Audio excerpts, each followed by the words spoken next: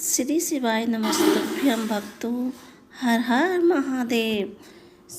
आज हम रविवार व्रत की विधि और इसकी कथा सुनाएंगे।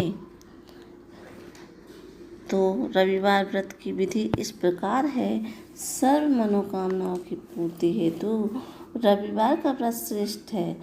इस व्रत की विधि इस प्रकार है। प्रातःकाल स्नान आदि से निवृत्त हों, स्वच्छ वस्त्र धारण करें, शांत चित्त होकर परमात्मा का स्मरण करें। भोजन एक समय से अधिक नहीं करना चाहिए। भोजन तथा फलाहार सूर्य के प्रकाश रहते ही कर लेना चाहिए। यदि निराहार रहने पर सूर्य छिप जाएं तो दूसरे दिन सूर्योदय हो जाने पर अर्घ्य देने के बाद ही भोजन करें। व्रत के अंत में व्रत की कथा सुननी चाहिए। व्रत के दिन नमकीन तेल युक्त भोजन कदापि ग्रहण न करें। इस व्रत के करने से आपको मान सम्मान बढ़ता है तथा शत्रुओं का क्षय होता है।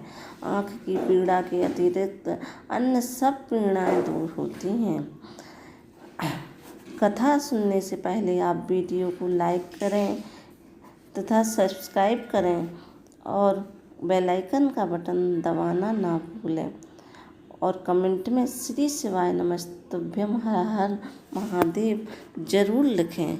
अब हम आपका ज़्यादा समय न लेते हुए कथा शुरू करते हैं। एक बुढ़िया थी। उसका नियम था प्रति रविवार को सवेरे ही स्नान आदि कर घर के गोबर से घर को लीपकर फिर भोजन तैयार कर भगवान को भोग लगाकर स्वयं भोजन करती थी।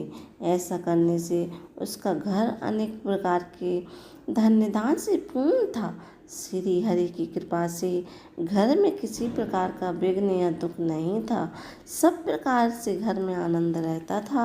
इस तरह कुछ दिन बीत जाने पर उसकी एक पड़ोसन, जिसकी गौ का गोबर वह बुढ़िया लाया करती थी, वह विचार करने लगी कि यह वृद्धा सर्वदा मेरी गौ का गोबर ले जाती है, इसलिए अपनी गौ को घर के भीतर बांधने लग गई। बुढ़िया को गोबर न मिलने से रविवार के दिन अपने घर को न लीप सकी, इसलिए उसने ना तो भोजन बनाया और न भगवान को भोग लगाया तथा स्वयं को भी उसने भोजन नहीं किया।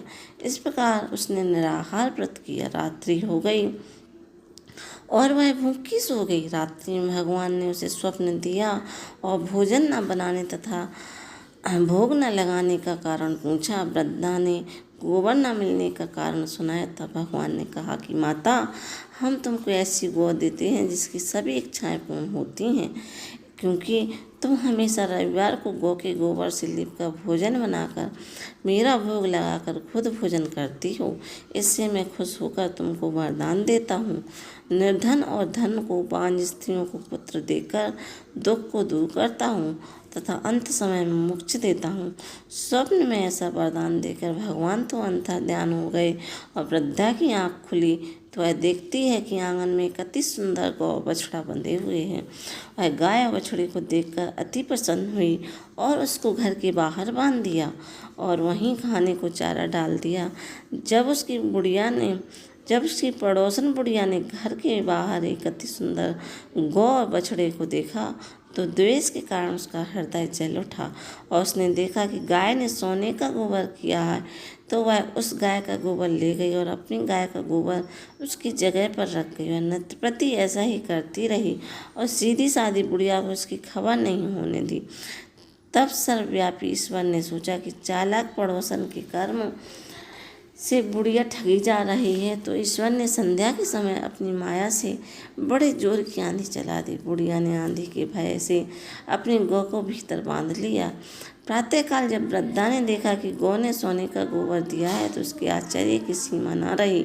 वह प्रतिदिन गौ को घर के भीतर बांधने लगी। उधर पड़ोसन ने देखा कि बुढ़िया गौ को घर के भीतर बांधने लगी और उसका सोने का गोबर उठाने का दाव नहीं चलता, तो वह ईर्ष्या और दाह से जल उठी और कुछ उपाय न देख पड़ोसन ने उस देश के राजा की सभा में जाकर कहा, महाराज, मेरे पड़ोस में एक वृद्धा के पास ऐसी गऊ है जो आप जैसे राजाओं के ही योग्य है। वह नित्य सोने का गोबर देती है। आप उस सोने से प्रजा का पालन करिए। वह वृद्धा इतने सोने का क्या करेगी यह राजा ने यह बात सुन अपने दूतों को वृद्धा के घर से गऊ लाने की आज्ञा दी। वृद्धा प्रातः ईश्वर का भोग लगा भोजन ग्रहण करने ही जा रही थी कि राजा के कर्मचारी गऊ खोल कर ले गए। वृद्धा काफी रोई चिल्लाई, किंतु कर्मचारियों के समक्ष कोई क्या कहता। उस दिन वृद्धा गऊ के वियोग में भोजन न खा सकी और रात भर रो रो कर ईश्वर से गऊ को पुनः पाने के लिए प्रार्थना करती रही। उधर राजा गऊ को देखकर बहुत प्रसन्न हुआ, लेकिन सुबह जैसे ही वह उठा सारा महल गोबर से भरा हुआ दिखाई देने लगा। राजा यह देखकर घबरा गया कि यह क्या हो रहा है। भगवान ने रात्रि में राजा को स्वप्न में कहा कि हे राजा, गाय वृद्धा को लौटाने में ही तेरी भलाई है। उसके रविवार के व्रत से प्रसन्न होकर मैंने उसे गाय दी थी। प्रातः काल होते ही राजा ने वृद्धा को बुलाकर बहुत से धन के साथ सम्मान सहित गऊ बछड़ा लौटा दिया। उसकी पड़ोसन को बुलाकर उचित दंड दिया। इतना करने के बाद राजा के महल से गंदगी दूर हुई। उसी दिन से राजा ने नगरवासियों को आदेश दिया कि राज्य की तथा समस्त मनोकामनाओं की पूर्ति के लिए रविवार का व्रत रखा करो। व्रत करने से नगर के लोग सुखी जीवन व्यतीत करने लगे। कोई भी बीमारी तथा प्रकृति का प्रकोप उस नगर पर नहीं होता था। सारी प्रजा सुख से रहने लगी।